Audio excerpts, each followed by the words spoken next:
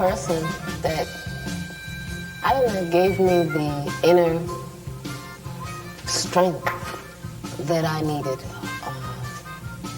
to overcome, or to be able to think about overcoming the tremendous odds that were against me.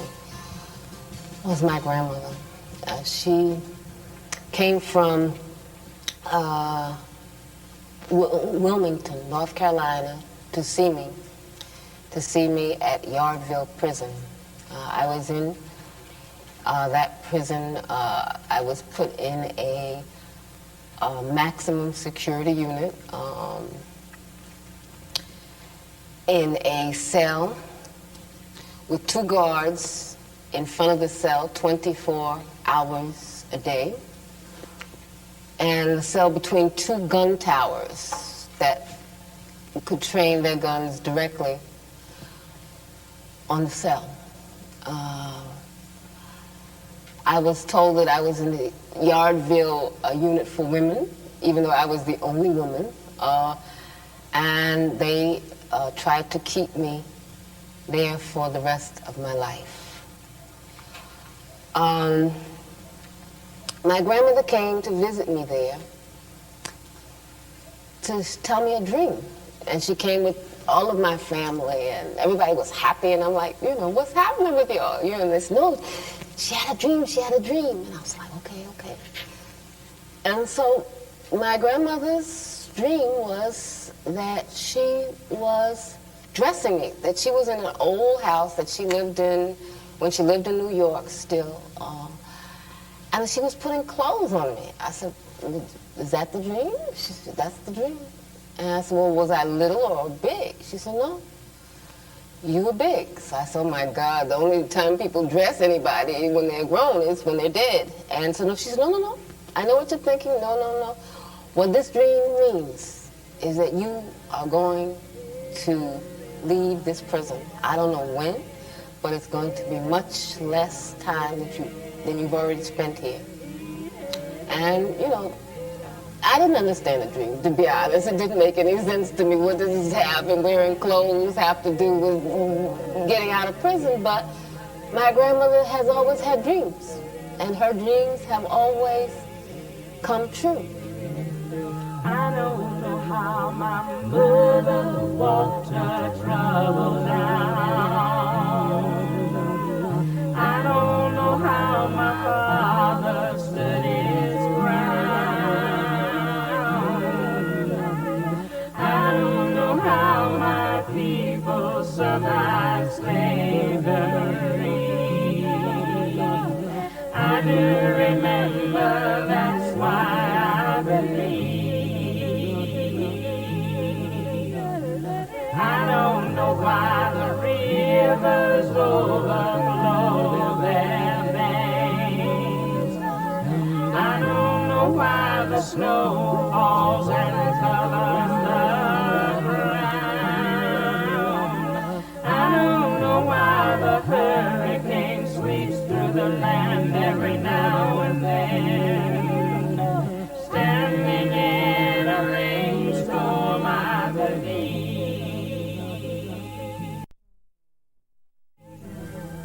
Many people say that injustice and hunger are walking freely all over the universe, and that nature is seeking a response.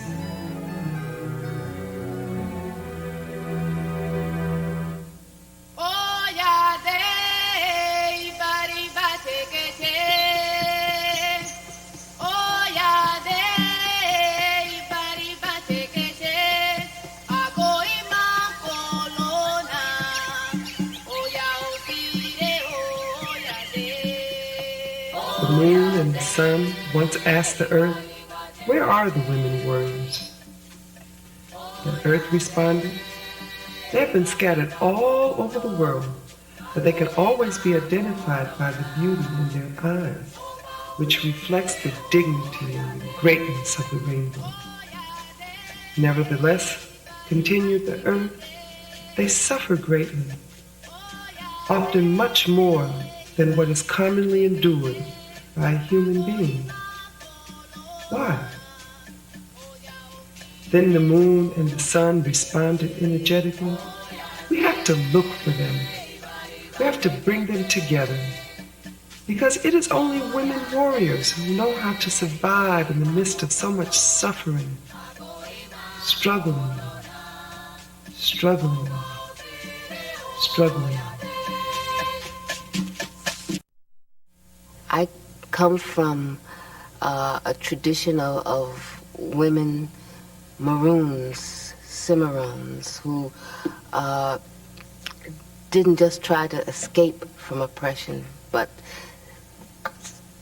were totally mind, body, spirit committed to resisting and committed to winning.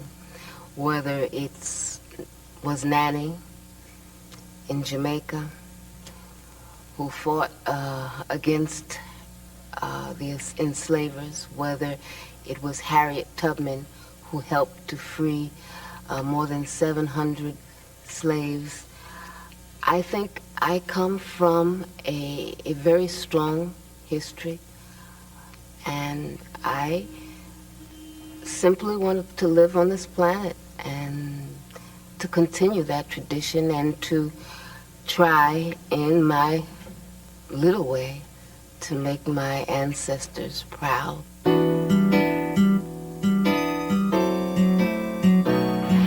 I want to live in a country where freedom means something.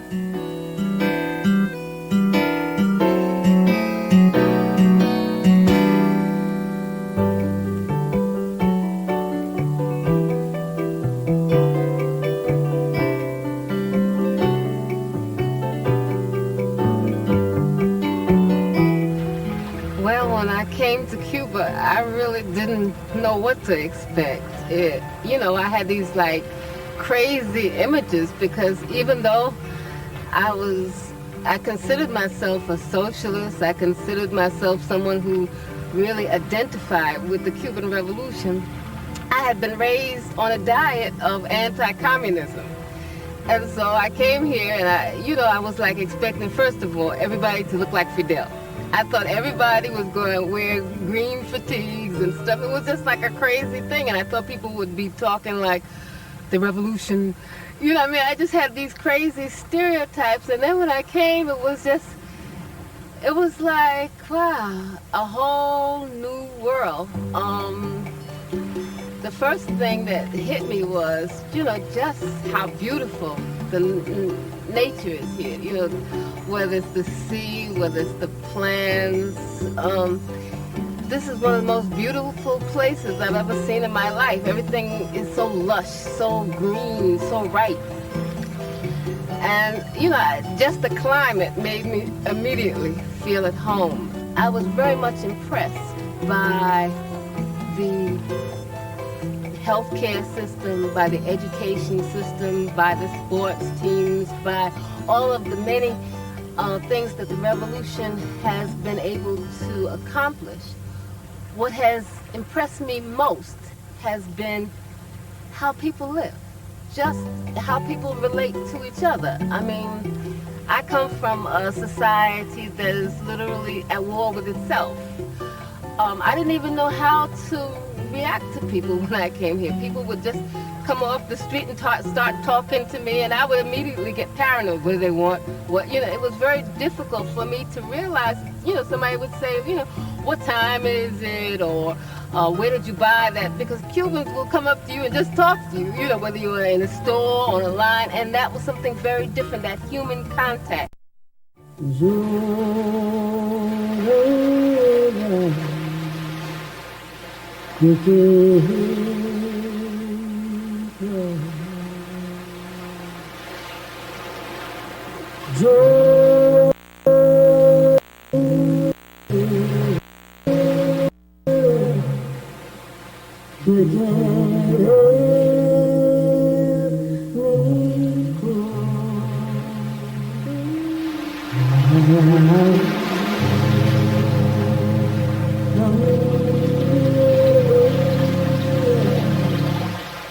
I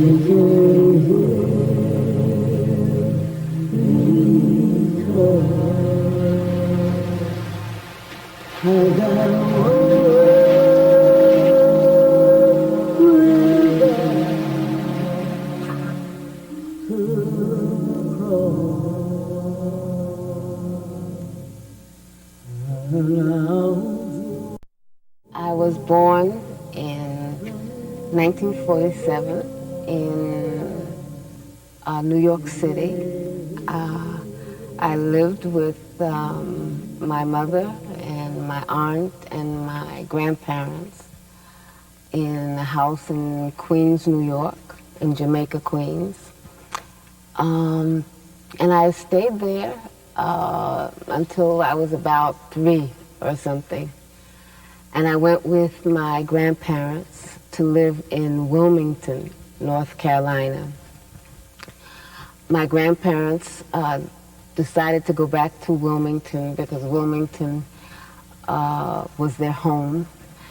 And because also they wanted to open up a small business. They had saved all their money hoping to go back to Wilmington, and they did go back, and they opened up a small business on the beach by the sea. They opened the business because at that time Wilmington was completely segregated. Well, the South was just totally segregated. It was apartheid. What that meant was that there were black schools. For example, I went to a all-black school, the Gregory School. There were the black library. You know, we grew up with that kind of reality of not voluntarily living like that, not voluntarily accepting apartheid, but understanding that the price of stepping out or standing up alone could possibly be death. From slavery, the idea of political prisoners started. We were political prisoners brought here from Africa. We were political prisoners in the,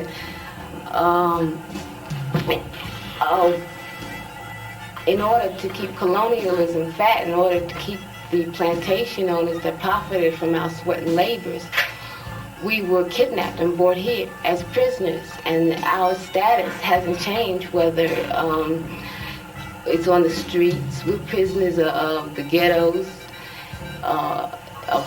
in Harlem. We're prisoners in small tenements. We're prisoners of urine-smelling hallways. And I mean, I've always been a prisoner. I've never been free in my life. I don't know what freedom means. Sitting in this place on this plantation, you know, you think back to what those slaves had to deal with, and that probably the only beauty that they saw was the human beauty between them and the beauty of the sky and of the trees and of the grass. And I think that probably helped them to survive, to stay alive internally, spiritually. Growing up, you know, by the sea and seeing the beauty of this planet, it was hard not to really have a profound respect for this planet, for nature. My grandmother, she could not stand people throwing paper on the floor. I mean, she could not take that. That was a crime for her, because what it meant, you know, she would say, look at these grown people, you know, what's wrong with their hands? They can't hold the paper until they find a trash can, you know. I think that how we live in this earth is very much tied to how we think about nature. And so I think that it's important for African people and all people who appreciate living to make sure that our children and our grandchildren have a planet that is livable. And that means to make very serious changes in the order of the priorities and the politics that exist today.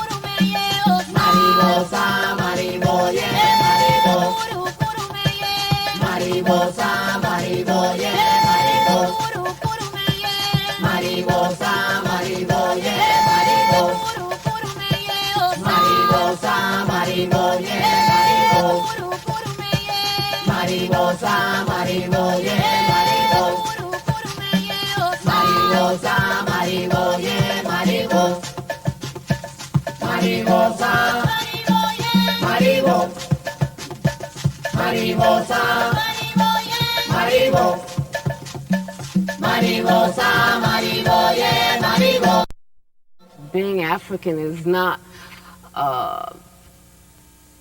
a matter of race. It's a matter of a history, of a culture, of a struggle of a people. And the important thing is to be able to remember that, not to be disassociated from that, not to be torn from that, to carry that on into the future and to carry that on in changing the future.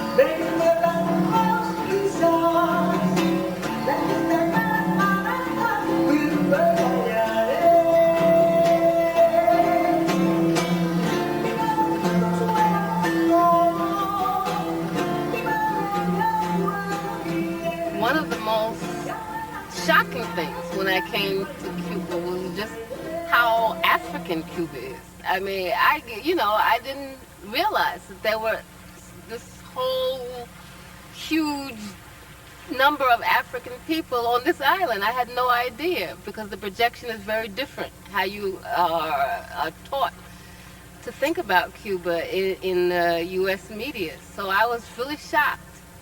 And then I began to be exposed to the culture, and the culture is so rich, whether it's in dance, whether it's music. It's so African. There's the rhythm, there's the drums,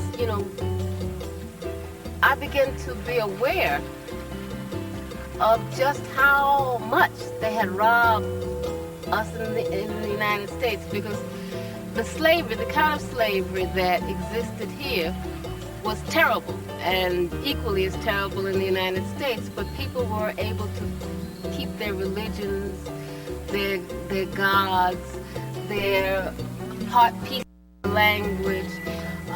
They were able to maintain dances, rituals that were directly from Africa. And for the first time in my life, I became acquainted with the Orishas, with Yemaya, Shango, Obatala, and I felt like, wow, I was reclaiming just another piece that was stolen from us. Yagumagarere, Abada. Erosi Baba Garere, Yagumagarere, Alatariye. Erosi Baba Garere, Moro Coro como temero, Modena que momo temaka. Moro Coro como temero, Modena que momo temaka. Otani mama tara, Eroni mamarora, la we de lorun seriki lorun apeleya, sakake misa okuroba, boba ena yemata que yana yo. Moro coro como temero, modena yemo modena. Moro coro como temero, modena yemo modena. Otani mamatara, eroni mamarora, la huevelo seriki loru apeleya, sakaki misa okuroba, ubalena yemata que yana eriki, yana eri omo, yana The Black Panther Party came under the guns of the FBI, as did all of the Black Liberation Movement. It didn't matter what positions you took. It mattered that people related to those positions, that people understood what you were saying, that people supported you. And I think that when J. Edgar Hoover and those who control the United States government understood how many young people looked to the party for leadership, how many young people were inspired by the Black Panther Party, how many young people supported the activities of the Black Panther Party. And it was, people, just ordinary street people, working people, mothers, grandmothers who would come to the office and bring clothes, come to the office and make donations. So the government just perceived us as a threat because they understood that we were serious, they understood we were telling the truth, and they understood also that we were becoming a much more sophisticated opposition. We were not just the piece of pie opposition, but that we wanted a real structural change in the United States. And so we took very clear positions. We opposed the United States government intervention in Vietnam. We opposed the blockade against Cuba and all of the other U.S. policies that were hostile to the Cuban Revolution. We opposed the United States policies of supporting apartheid in South Africa. We opposed all of the U.S. government's imperialist policies against all progressive people's struggles. By the 1960s, end of the 1960s, the Black liberation movement became the main target of the counterintelligence program. And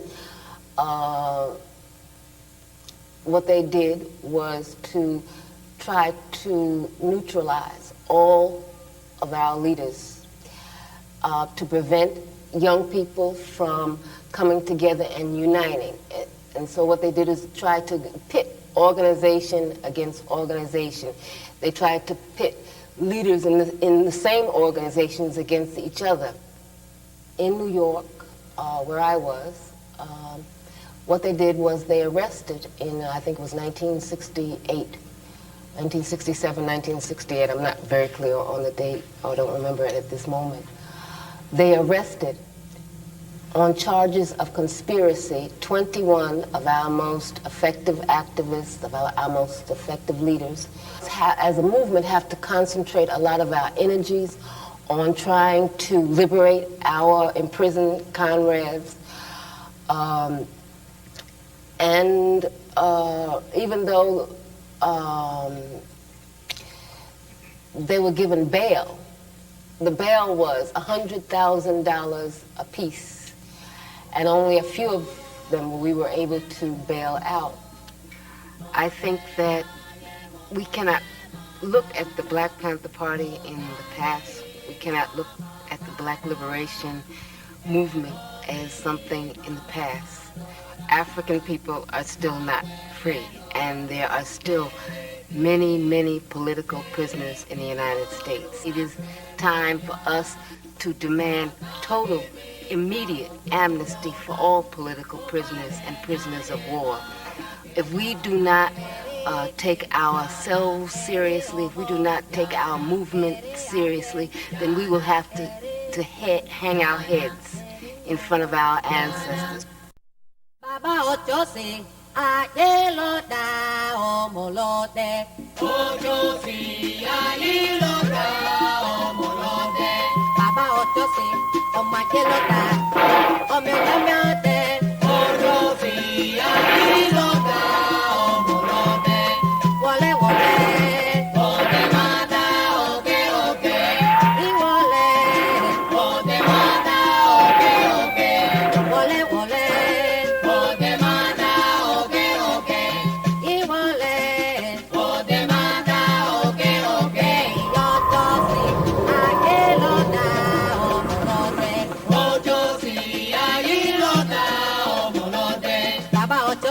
Omayeloda, omelote, ochosi, ayilota, omolote. Yambele inoro de mata corona. Yambele inoro de mata corona. Yambele inoro de mata corona. Yambele inoro de mata corona. De pao de mata, iguara, ayochoso de mata, iguara, y de pao de mata, iguara, ayochoso de mata, iguara, ayochoso de mata, iguara. Y de pao de mata, iguara, ayochoso de mata, iguara, y de pao de mata, iguara, ayochoso de mata, iguara, y de pao de mata, iguara, y de pao de mata, iguara, ayochoso de mata, iguara, y de pao. Where I was kept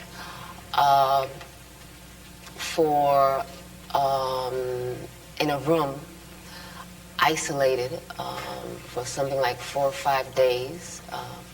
I was beaten, tortured. It was a hellish experience. No one was permitted to see me. My aunt, who is also my lawyer, Evelyn Williams, had to get a court order for her and my mother and my sister to come and see me. I was in prison altogether 6.5 years. I spent more than 2.5 years in solitary confinement. Much of that was in men's prisons. In other words, I was the only woman. Even though they say that there are no political prisoners in the United States, I was kept in solitary confinement, kept in men's prisons because of my political beliefs. So you figure that one out. what it was prison. Prison was hell. It was a new kind of plantation. I feel like a maroon woman. I feel like an escaped slave because what I saw in the United States in those prisons was slavery. It was black people with chains in cells. It was just poor people, just stepped on and smashed. I'll never forget what I saw. I'll never forget what I've lived through. I'll never forget what my people have lived through.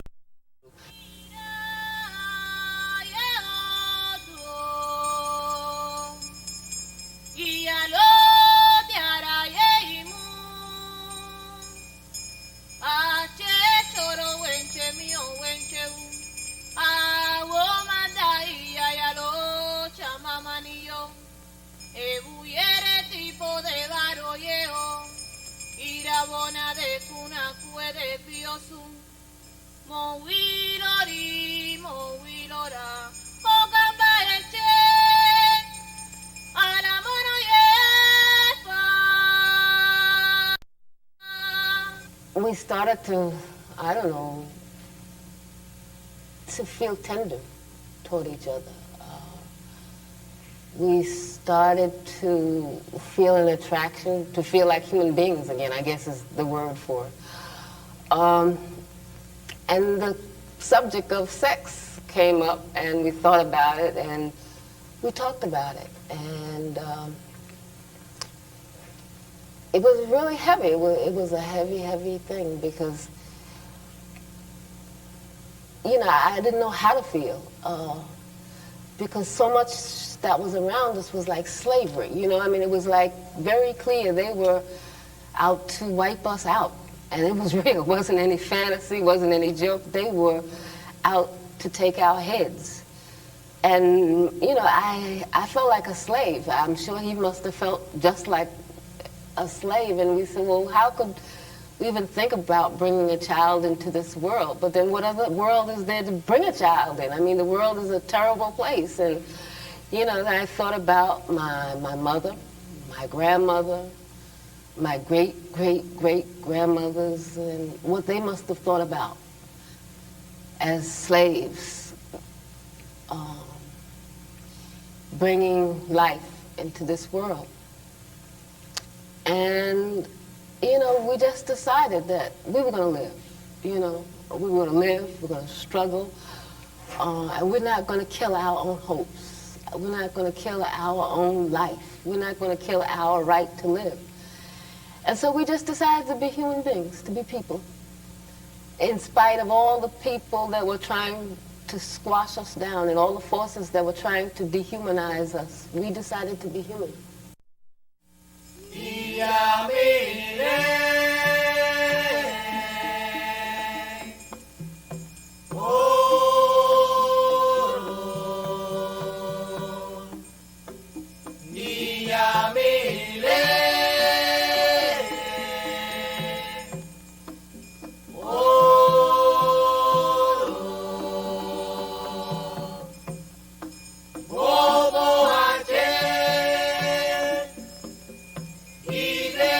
Salama.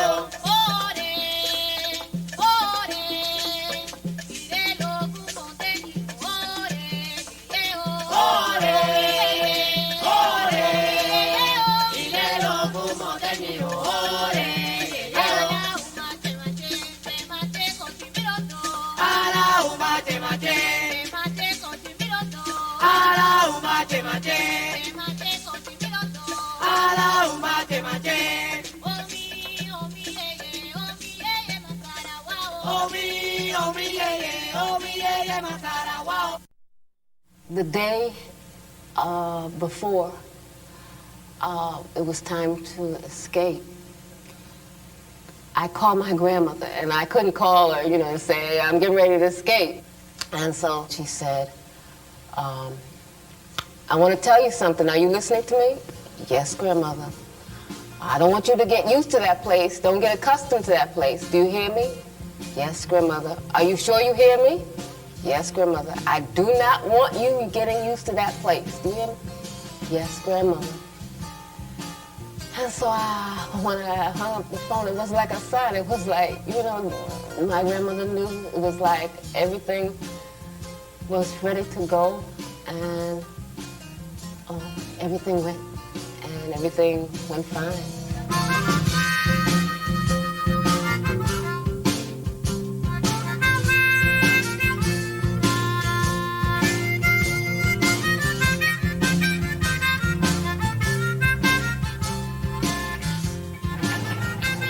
I think that the only way that we're going to realize freedom, justice, equality, decent living for people is if there's a complete change. Everything has got to be turned around, and that's a revolution, a complete change.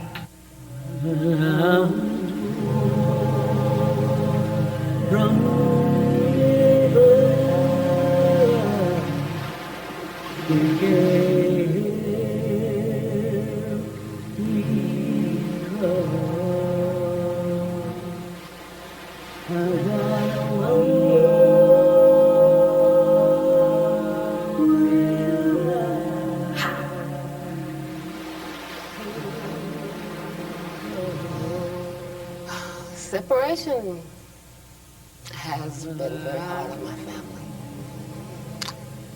I'm sure in other eras, I don't know, after slavery, people went around looking for their family, looking for the marks that they put on their children. So I'm sure there's a lot about my family's separation and the pain that I don't know, whether it's in the coast of Africa or the coast of some island in the Caribbean or in the United States. Separation is a real part of being African in the Americas, being slaves or ex-slaves. In my own case, prison has meant separation, exile has meant separation, and well, I'm gonna be real right now because I can't be any other way. Today, my mother died, and I didn't know if I could do this, but since I didn't have anything else to do, and I figured this was the best homage I could pay to my mother, is to try to carry on her tradition, what she passed down to me, what my grandmother passed down to her, and what their foremothers passed down to them.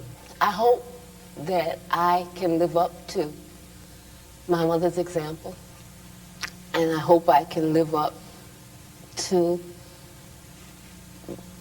my ancestors' expectation of me, because I really believe that I have a duty to all those who have come before me, to all those who lie at the bottom of the ocean, to all those who lost their lives, whether it's in the cane fields or the cotton fields or, hanging off some tree, to continue this struggle and to continue to love and to continue to believe and to continue to try to be human, to be giving, to be loving.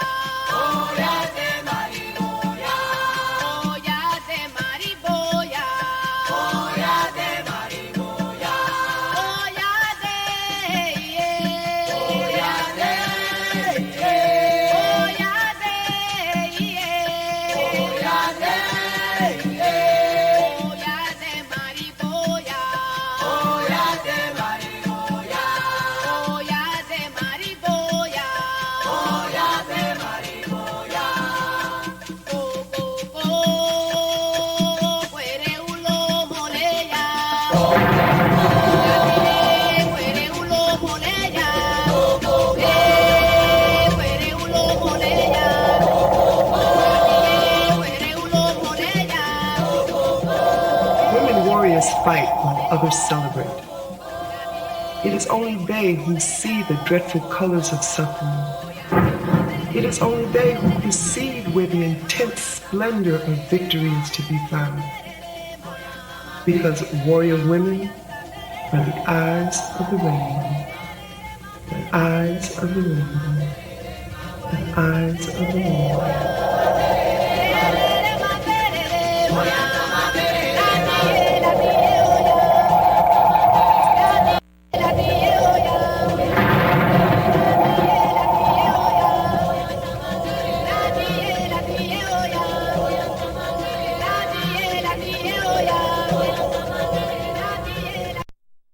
My name is Assata Olugbala Shakur. Assata means she who struggles. Olugbala means for the people, and Shakur means the thankful. It is a name that I took to carry on the name of Zaid Malik Shakur in honor of his family and in honor of the forces of beauty and good on this earth, which I'm very grateful for. That is my name.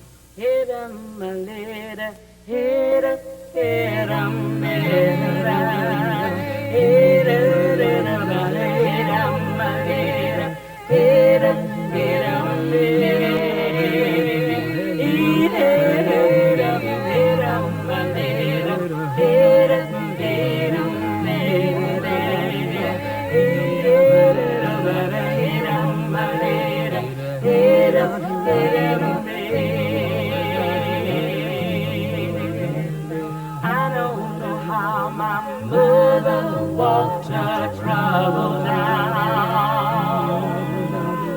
I don't know how my father stood his ground. I don't know how my people survived slavery. I do remember, that's why I believe. I don't know why the rivers overflow their banks. I don't know why the snow falls and covers the ground. I don't know why the hurricane sweeps through the land every now and then. Standing in a rainstorm, I believe. I don't know why the angels woke me up this morning soon.